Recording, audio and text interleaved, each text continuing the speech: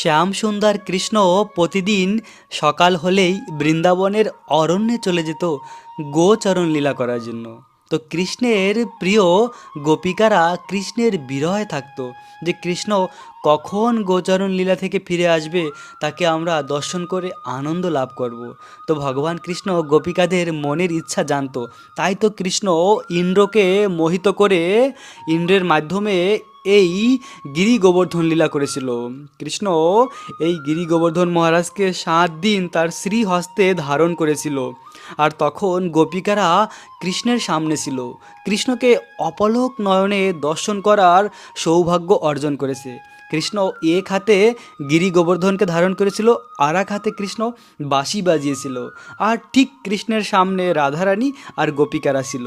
আর তখন তারা কৃষ্ণকে অপলক নয়নে দর্শন করে পরম আনন্দ লাভ করেছিল।